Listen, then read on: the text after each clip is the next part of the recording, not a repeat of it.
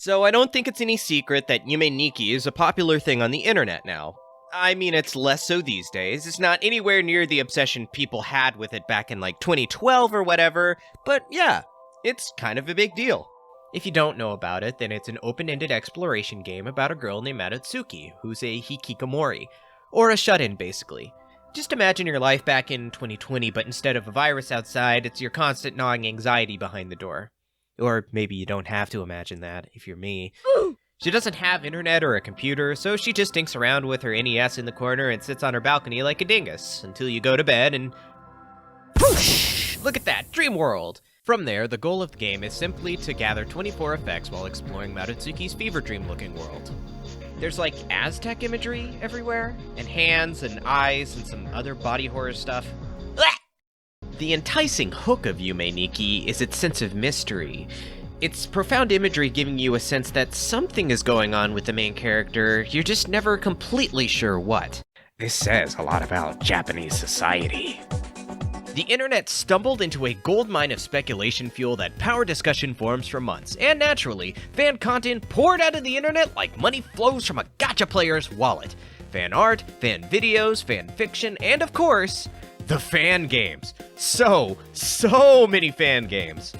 These days you can see inspiration in games like Undertale, Omori, Lisa, stuff like that. But I'm here to talk about the OG, the critically acclaimed, award-winning game that started it all, Yume Nikki, the original fan game. Conceived of back in 2007 by a couple of passionate folk on 2chan who asked themselves the question, what if we did Yume Nikki, but with less depression? Okay, well, the project actually started off very, very different in scope. At one point, the main character wasn't even a cute girl, but very quickly that changed and we got Urotsuki instead. Yume Nikki plays a lot like the original. Urotsuki's in a bedroom, she won't leave, so she goes to bed and... Dreamworld 2! Before you actually do go to bed, however, you may want to check around her room. It seems a lot larger and more well-furnished than Matsutsuki's, perhaps owing to better living conditions. Checking your computer isn't just a place to save, you can also change the wallpaper, even listen to music. Once all that business is taken care of, it's back to the main draw of the game, the dream world. You'll quickly notice that the worlds in Nikki feel much more detailed and solidly built. Even in early locations like the library or Atlantis, these are much more cohesive places. Now don't get me wrong, there are still big empty voids with some objects here and there like the original game. I mean, who could forget iWorld? Or Block World. Or The Void. But we also have big abandoned factories, snowy towns, apartment complexes, hospitals. I don't hate the former kind of world, but much more of Yume Nikki is memorable to me because I recognize places like these. We don't have emotional connection to a big void of numbers, but we remember walking down the halls of our school. We remember nervously waiting in a waiting room before seeing the doctor. We've stopped to take a break and drink soda in a break room or lobby somewhere. I actually felt a strong sting of nostalgia from this highway area. The calming music combined with the visuals evoked memories of watching the lights pass by in the van while I stared out the window as a kid. It's not an impactful memory, but it evokes that environment so well it draws from your own experiences. You get it? It activates the neurons in your monkey brain because it looks like other thing that activated your neuron monkey brain once. Or something like that. From my time as a human, a lot of my dreams deal with places that I have that sort of connection with. It's something familiar, just with some weird blob thing. Or maybe like a robot or a moving telephone. And the more abstract stuff also slaps because there's so much detail. Just look at this crazy rainbow place. It's neat. And Yume Nikki's just bursting at the seams with these kinds of areas. To give you an idea of how huge Nikki is, let's take some numbers down. The original Yume Nikki has 24 effects, 1 minigame in the bedroom. My RPG Maker folder lists 238 maps, but the wiki says 51. We'll go with 51 distinct locations and 1 ending. Well, that's pretty good for one developer. By the time of writing this, Yume Nikki currently has 36 effects, 40 if you count combos, 7 minigames, 9 endings, and over 680 locations to explore. Oh. Damn. But I'm not done yet! Is that not enough collecting for you, you crazy Donkey Kong 64 completionist? Because now, there's 493 computer wallpapers to unlock, a music room to fill, and 145 snacks to consume before you can call yourself a pro Tukey gamer. Ugh. Okay. Yume Tukey started off with nothing but a couple people and a big dream, but these days a team of 98 authors have lent their skills to this behemoth. What started off as a small love letter to the original has become a beast all its own, a veritable collectathon of a community project. So, what could you add to make it any better? Multiplayer! Yeah, all of that was prologue. This is what I actually wanted to talk about here. Yume Nikki Online is a project started by 3 developers. According to Maru on the Discord, they handle the server, Flashfire Dev or Sam handles the front end, and Alec handles the engine. When I first heard about this project, I thought it was just a way to play Yume Nikki and Tukey with other people. Well, I'm happy to say it hosts not just those 2 games, not just 3 games, 9. 9 games, including the original. So actually, I spent so long working on this video that there's another game out now called Muma Rope. So now there's 10. Now there's 10 fan games. You're looking at Yume Nikki, Tukey, Flow, Answered Prayers, even the English-speaking fans' attempt at a Tukey, Uneven Dream. For this video, I'll largely be focusing on Tukey, but seriously, talk about content. I don't even need to get into some long tutorial, it's dead easy. Website gives you a nexus of doors, click on the door of the game you want to play, and look! Other people! Maratsuki's Nightmare! Seriously, this alone is actually pretty cool. I can't count the number of times I've been deep in one of Tukey's many beautiful dreamscapes and thought to myself, God, you know, this would be even better with another person here. To howl at me incessantly with the wolf effect. Some may say this ruins the atmosphere, but in my opinion, sharing surreal moments like these and changing course in a world with your buddies makes for some of the most fun I've had playing a fan game in years. Everything is better with friends. Biking. Drinking at a bar. Light trolling with a chainsaw. Running from eldritch abominations. So often you'll be wandering with the homies, showing off some world you've been to a million times before, and then one of the bros decides to go off in a different direction, maybe even leading to a new area you've never seen. Or maybe you all decide to go Texas Chainsaw Massacre and clear a world entirely of NPCs. The choice is yours, and only yours, because those actions are all client-based. So one person chainsawing that nice dress lady won't end up sending you to the Shadow Realm. Without any set goals other than completion, you can make your own fun. This chill exploration game becomes a great way to unwind with other folks after a long day at work, wandering around and showing off new sections of the game you've discovered. I found one of my new favorite worlds recently because a friend found it while wandering around. I've seen a lot of the game, but I didn't even know there was a whole Poseidon-themed shopping mall hidden in one of the earliest locations. That's the power of friendship for you. And if you didn't drag your buddies along to play with you, or you don't have any friends, there's even a chat system you can use. Now you can make friends with all the other weirdos that share your interest in niche video game circles. You can do all of this without making an account, but trust me, you'll probably want to. Because making an account actually opens up some of the best changes the devs made to Tukey and the project in general. Earlier when I was talking about collectibles, yeah, if you're a kleptomaniac, Yume Tukey has you covered. But how do you incentivize people to play this project in particular instead of just downloading it offline and playing it that way? The answer is delightfully and devilishly simple. Leaderboards and a badge system. Yeah, I know. Welcome to like every online game that you've ever played since like 2008, but hear me out.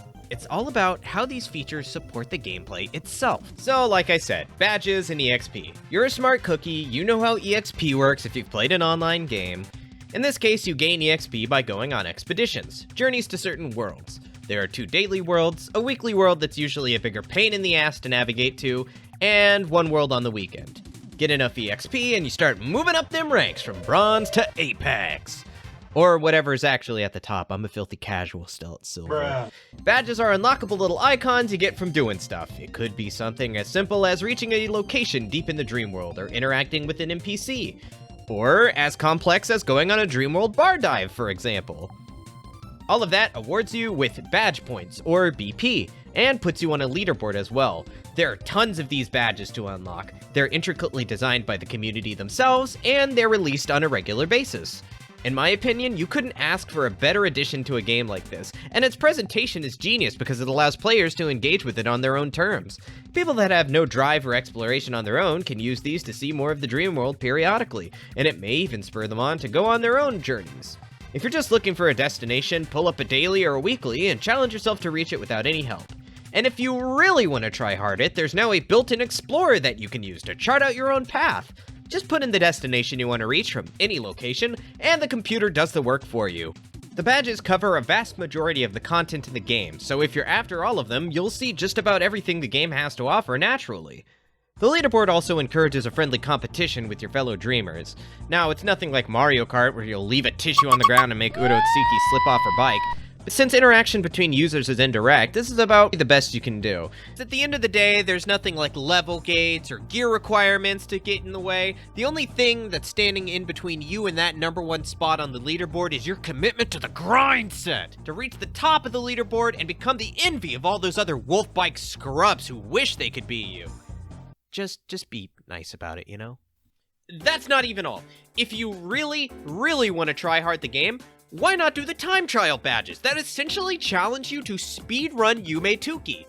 I mean, a set of badges that award you for going fast in a genre about taking your time and soaking in the ambience. Well, not anymore. You better pick up that pace or you're not getting these badges at all. That kind of playstyle really is not my kind of thing at all, but for those that are all about that tedious training to knock a couple of milliseconds off your time, it's absolutely there. The leaderboards can also be categorized by different types of challenges, so if there's one niche you like, stick with it and rise to the top. And hey, if you're not interested in the competitive aspect or even the social aspect, there's an immersion mode that turns off the chat and hides the player count. Now it really is a surprise when you run into another person. No matter what you're trying to do, no matter how you're trying to play this game, the Yume Nikki Online project has something for just about everyone. And speaking of everyone, let's slow down a bit and talk about the community. Who you play with matters just as much as what you're playing, after all. As you'd expect, the numbers aren't big, but they are consistent. During a busy day on American time zones, you can usually see about 100 people on Tuki, maybe 10 people on Nikki, and a few here and there on other games. For what it's worth, though, you will rarely see less than 40 people online. I haven't been here long, but my experience with chat has been nothing but comfy. People will talk about what challenge they'll take on next, and others will cheer them on in a genuine show of goodwill. Talk about where you're heading next, and you may get some offers from others to tag along. Whether or not I was traveling with a group, I always got excited running into someone else along the way, because when you think about it, meeting someone in the same world at the same time is pretty unlikely to happen by pure happenstance, so it's a surprise, but a pleasant one to be sure. That's not to mention they also have their own Discord group that you can join, and unlike most other game groups, I really like the community they've built here. The Yume Nikki Online Discord group enjoys a steady level of engagement in its chat rooms, and they have a separate room for each fan game. There's even a memories room where people post pictures and videos of their travels.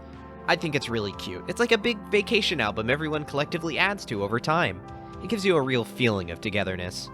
They also encourage community engagement with the tours they hold every so often. Usually after a big update, an experienced member of the community will gather tons of people together, chart out a course, and guide players to those new locations. It's amazing seeing so many Urotsukis in one place. I can't lie, it just makes my heart flutter. This is awesome. They even had the creator of Answered Prayers come by for a tour of her fan game. It was apparently enough to convince them to keep working on the game, as she says during the tour. Well, Mush Noah is asking, will Answered Prayers ever get another update or a sequel? Okay, so up until, now, I would have said no. But honestly, the amount of support I've gotten from the community over the years really making me reconsider, honestly. More recently, Internet Funny Man and metal virtuoso Varg Skeletor hosted a tour. Excuse me. And chaos absolutely ensued. Oh my god! There's so many people! Despite a few connection issues and long loading times, the servers held up surprisingly well. So if they ever enjoy more traffic, rest assured it can handle the increased load. The community overall is super friendly and welcoming, willing to answer any of the questions you have, and are generally just there to make sure you have a fun time. It's my belief that Yume Nikki Online has the potential to widen this genre's appeal to a bigger audience. I admit I'm biased because I love these games, but I can understand why a game like Yume Nikki doesn't exactly tickle a modern gamer's palate. So many AAA games in the modern era are designed to be repeatable, addictive dopamine hits, exploiting that instant gratification that our brains desperately crave.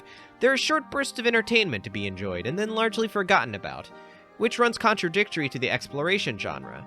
These are meant to be slower and more reflective. You're meant to immerse yourself in the game's atmosphere, and that takes free time in a world which increasingly demands we use less of it. Until now, they were also solitary experiences, because who wants to play a single-player game by yourself when your friends are all hopping on Apex or Modern Warfare? The clever trick of Yume Nikki Online turns all of these fan games into a hangout space, a pseudo-social game that players can explore at their own leisure, or lack thereof for the competitive. With this project, and the community-led fan game they're making called Collective Unconscious on the way, I have to say the future of Yume Nikki is looking very stable. It'll probably never reach the boom of popularity it enjoyed in years past, but it has a core audience that's here to stay, and I am all here for it. If you're interested in trying this out for yourself, I'll put a link to Yume Nikki Online in the description below. It's completely free, and you get access to all 10 fan games without even having to sign up. It even works on smartphones. Okay, I've re-recorded this part at least 57 times now, and I will never, ever disrespect a content creator as long as I live. I'll never ask them, when is the next video again? Because, bro, if you've never tried this shit is hard. I started this on a whim after playing Yume Nikki Online for a few weeks, and I just started writing down words about it, and the words turned into a script, and the script turned into me downloading a video editor, and the video editor turned into a video. That's how video editing works, dummy. But I hope the community enjoyed it. I hope whatever stranger finds this enjoys it. But yeah, stay safe, have fun, and I'll see you when I see ya.